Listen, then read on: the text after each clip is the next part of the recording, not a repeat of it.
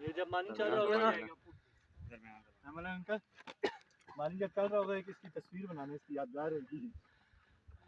अकेली का नाम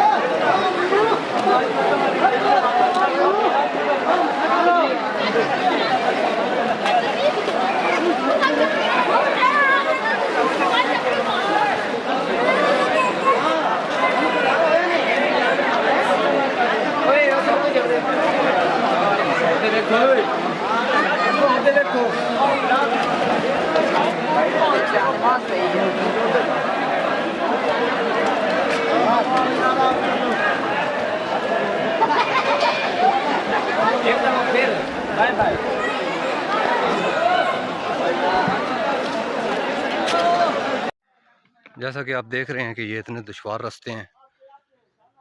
और ईद के दिनों में यहाँ पर काफ़ी आवाम आई हुई है। यहाँ पर नीचे चिल्लागाह भी है बाबा सुल्तान मेहंदी की और नहाने के लिए एक अच्छा इंतज़ाम है यहाँ पर।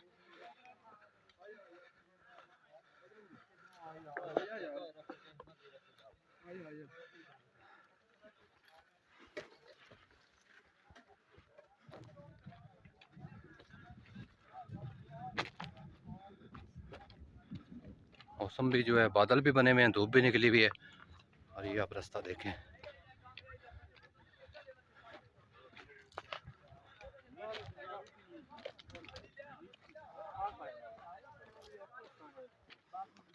मैं तो पहले मेरा सारन पहुंचा फिर मैं पहुंचा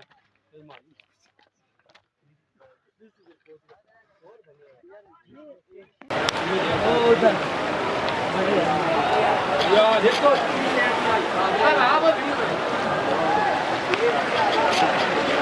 ये क्या कोई यार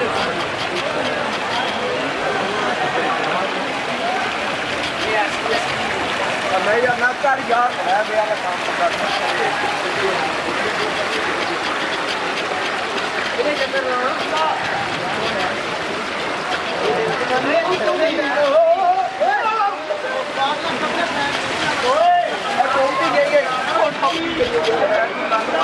पानी पाना होता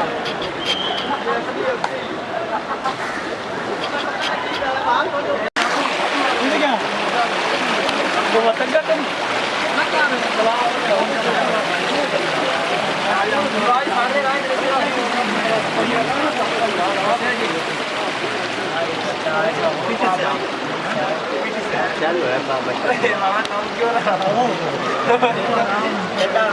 लग रही है नहीं हाय हाय हाय बड़ी मेहरबानी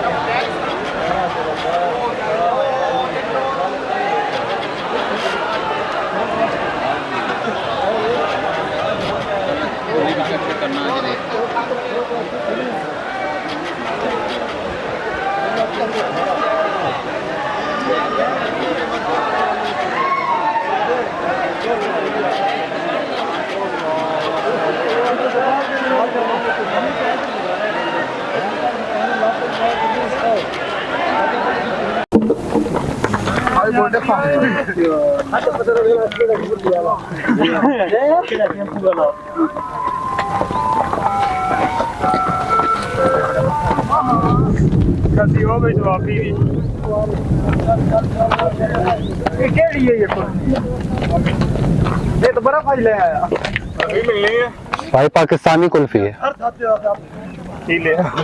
बर्फ च पा के पंजाब की पार्टी दे